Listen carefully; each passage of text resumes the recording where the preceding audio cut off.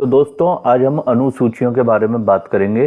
जैसे कि हमारी कोशिश यही रहती है कि हम बताएं कम और प्रैक्टिस ज़्यादा कराएं।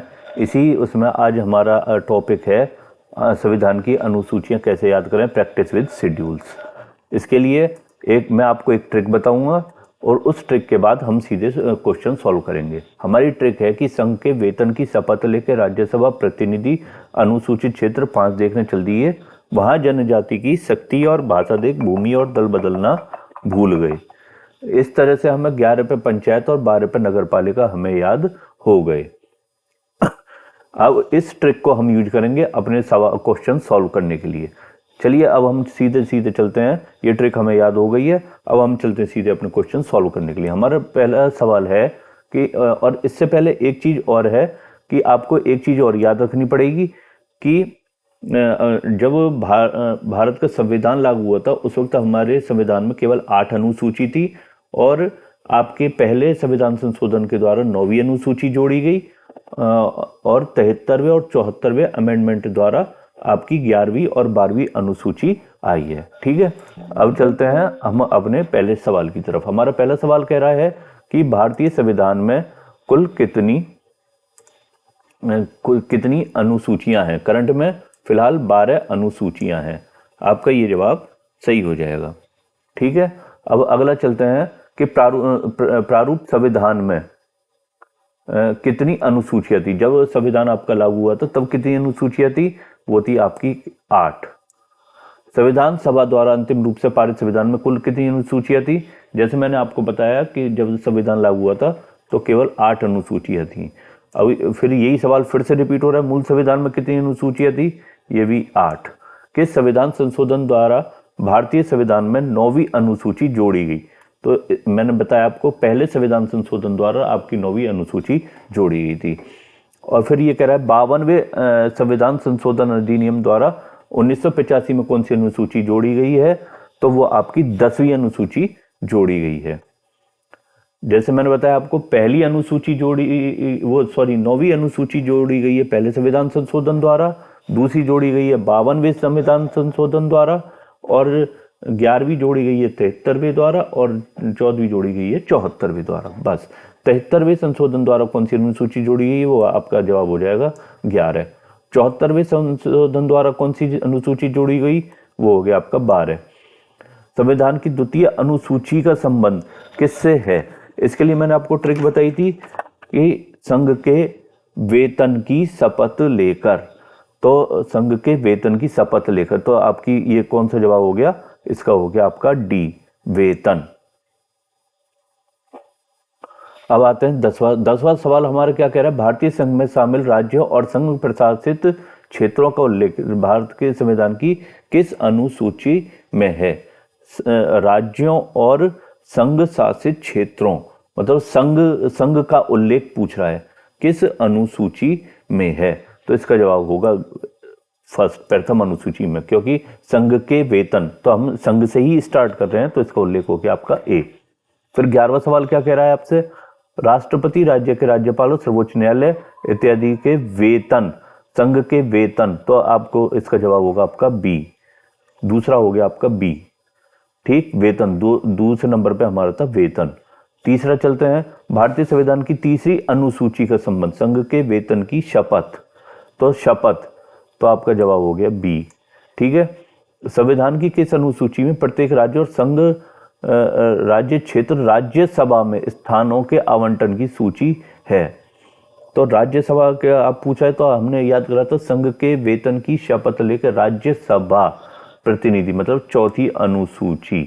ठीक है बेटा, अब इस तरह से हम चलते हैं। अब हमारा अगला सवाल क्या कह रहा है, भारत के संविधान के किस अनुच्छेद में का संबंध जिला परिषदों से है। संविधान के किस एक अनुच्छेद स्वशासी जिला परिषदों से है। स्वशासी जिला परिषद, आपने वो देखा होगा कि अनुसूचित क्षेत्र 5 देखने चल दिए, वहां जनजाति की मतलब स्थानीय जनजाति, स्थानीय जनजाति से इसका मतलब हो गया, तो ये हो गया आपकी 6ठी अनुसूची। अब आते हैं भारतीय संविधान में 22 भाषाओं के लिए हमने कौन सा याद करा था, जब हम देख रहे थे, जब हम अपनी ट्रिक याद कर रहे तो भाषा हमारी आ रही थी 8वें क्रम पे, तो ये हो गया आपका 8वीं अनुसूची। और भारतीय संविधान की 8वीं अनुसूची का संबंध किससे है, वो भाषाओं के साथ। ठीक है, किस अधिनियम को संविधान की किस अनुसूची में सम्मिलित करने की वैधता को किसी न्यायालय में चुनौती नहीं दी जा सकती। किसी अधिनियम को संविधान की किस अनुसूची में सम्मिलित करने की वैधता को, तो ये आपकी 9वीं अनुसूची है, जिसे चुनौती नहीं दी जा सकती। किस राज्य के आरक्षण विधेयक को 9वीं अनुसूची में सम्मिलित किया गया है। आरक्षण विधेयक क्या है आपका, 9वीं अनुसूची किससे रिलेटेड है, भूमि से रिलेटेड, भूमि और स्थान से रिलेटेड। और क्या बोलते हैं 9वीं अनुसूची में उनकी जी 9वीं अनुसूची में है, तो ये किसका है, किस राज्य के आरक्षण विधेयक को ये करा गया आपके तमिलनाडु के, ये करा गया आपके तमिलनाडु के। ठीक है, अब चलते हैं अपने अगले क्वेश्चन की तरफ। हमारा अगला क्वेश्चन कह रहा है कि हाल ही में आंध्र प्रदेश से अलग एक नए राज्य तेलंगाना का गठन हुआ है, इसे भारतीय संविधान की किस सूची में, भारतीय संविधान की किस सूची में परिवर्तन होता है। अगर जब भी आपका नया संघ बनता है या राज्य में परिवर्तन होता है, वो अनुसूची 1 के अंतर्गत होता है। अगला सवाल कह रहा है भारतीय संविधान की किस अनुसूची में दल परिवर्तन, दल बदलना भूल गए, तो दल बदलना हमारा आपकी ट्रिक क्या थी, 10वीं अनुसूची में। ठीक है बेटा, अब अगला कह रहा है 10वीं अनुसूची किससे रिलेटेड है, दल बदल कानून से। अब आ जाए 6ठी अनुसूची, इनमें से किस राज्यों में लागू नहीं होती। 6ठी अनुसूची कौन सी है, 6ठी अनुसूची आपकी कौन सी है, 6ठी अनुसूची है आपकी जनजाति में किसी विशेष स्थानों की जनजाति ली गई थी। तो इसमें यह पूछा है कि संविधान की 6ठी अनुसूची इनमें से किन राज्यों में लागू नहीं होती। इसका जवाब है डी, मणिपुर। कुछ सवाल तो आपको मतलब अलग से देखने पड़ेंगे, इसमें बस एक यही सवाल थोड़ा सा टिपिकल है आपका। अब चलते हैं अपने अगले क्वेश्चन की तरफ। ये कह रहा है भारतीय संविधान की अनुसूची उसके विषय के में से कौन सा एक सही सम्मिलित नहीं है। 8वीं अनुसूची भाषाओं से रिलेटेड है, दूसरी अनुसूची संघ के, ये आपका यही गलत है। चौथी अनुसूची राज्यसभा, ये सही है। 10वीं अनुसूची दल बदल सही है। किस अनुसूची में पंचायत का आपका 11वीं अनुसूची से रिलेटेड है। और भारतीय संविधान की निम्न दी गई अनुसूची में से कौन सी सूची राज्यों के नामों की सूची तथा राज्य क्षेत्रों का ब्यौरा देती है। तो हमने अपनी ट्रिक क्या याद करी थी, संघ के वेतन। तो संघ हमारा पहली सूची में, संघ में ही सारे राज्य क्षेत्र आ गए, आपके राज्य कवर हो गए। अगला है भारत के संविधान की किस अनुसूची का मिलान उसकी सामग्री के साथ गलत ढंग से किया गया निम्न में से। अच्छा, जैसे पहली अनुसूची सही है ये, दूसरी अनुसूची में भाषाएं तो आपके 8वें नंबर पर हैं, तो ये आपका ऑप्शन गलत है, तो यही आपका आंसर है। ठीक है, अब चलते हैं अपने अगले सवाल की तरफ। हमारा अगला सवाल कहता है कि भारत के संविधान की 11वीं अनुसूची किसके बीच शक्तियों का विभाजन करती है। सवाल को ध्यान रखिए, सवाल बहुत ही घुमा के पूछा गया है। संघ और राज्य विधानमंडल 11वीं अनुसूची है आपके पंचायत से रिलेटेड। पंचायत में करा गया है राज्य विधानमंडल और पंचायतों के बीच, इसमें आपका शक्ति को विभाजन किया गया है। ये थोड़ा सा इंपॉर्टेंट सवाल है।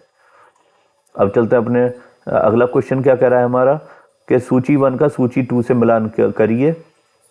अब जैसे भाषाएं आपकी 8वीं अनुसूची में, ये हो गया आपका 4 नंबर। और दल बदल हो गया आपका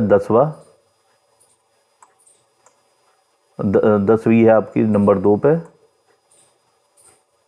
और राज्य एवं केंद्र शासित प्रदेश, ये आपकी होगी पहली अनुसूची मतलब 5। तो हम इतने से ही आइडिया लगा लेंगे कौन सा जा रहा है हमारा, ये सी आंसर जा रहा है। 35वां सवाल क्या कह रहा है हमारा, ये कह रहा है कि इनको मिलाना है। चतुर्थ अनुसूची हमारी किससे रिलेटेड है? चतुर्थ अनुसूची हम देखते हैं, चतुर्थ अनुसूची राज्यसभा, तो ए का 3 हो गया। बस अब हम ऑप्शन में ही देख के अपने आंसर क्लिक करेंगे। हमारा जब चतुर्थ अनुसूची राज्यसभा से हो, इसमें 3 तो और किसी में है ही नहीं, तो आपका आंसर हो जाएगा ये।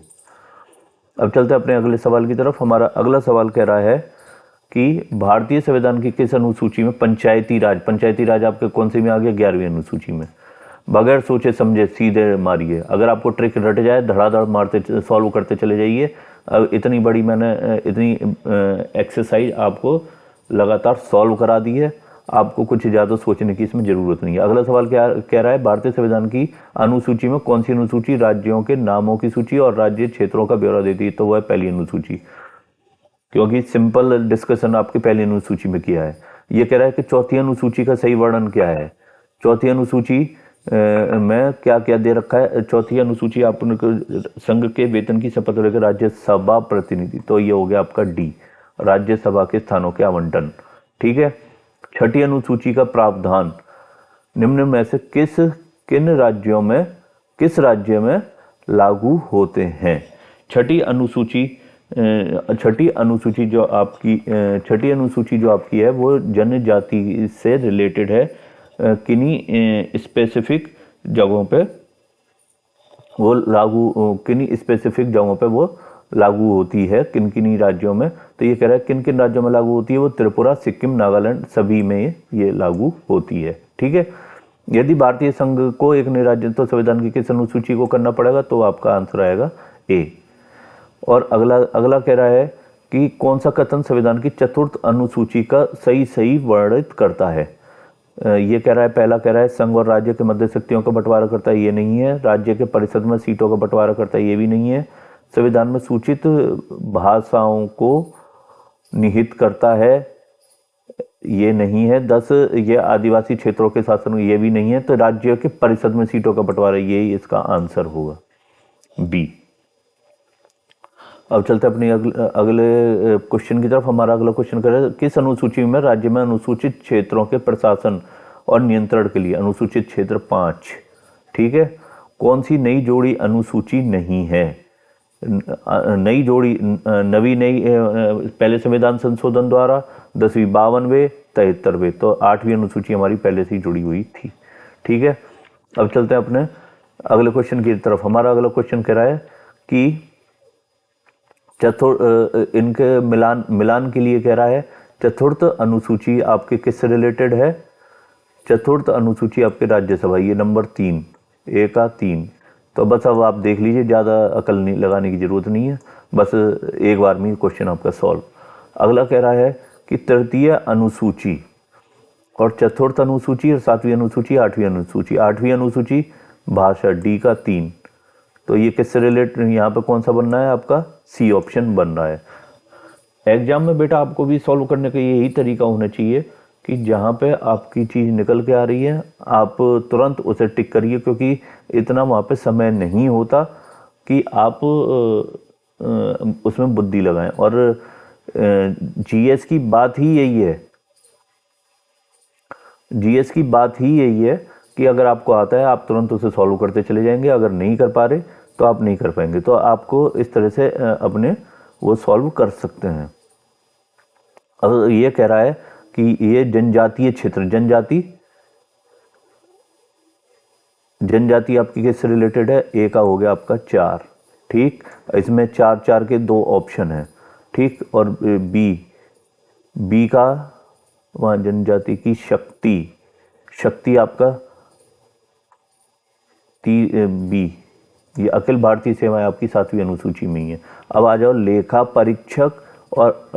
परीक्षक और अनुसूचित क्षेत्र और अनुसूचित जनजातियों का नियंत्रण, अनुसूचित क्षेत्र 5। ठीक, अनुसूचित क्षेत्र 5। ठीक है, डी का हो गया आपका 2, तो इसका मतलब सी का हो गया आपका 1, वहाँ संघ के वेतन, तो ये आपका आंसर हो गया बी। इस तरह से हमारा मेन टारगेट यही रहता है कि आप लोग सीखें कम और प्रैक्टिस ज़्यादा करें। अगर आपको मेरा चैनल अगर मेरी वीडियो पसंद आई हो तो मेरे चैनल को लाइक कीजिए, सब्सक्राइब कीजिए एंड शेयर कर दीजिए। Thanks for watching.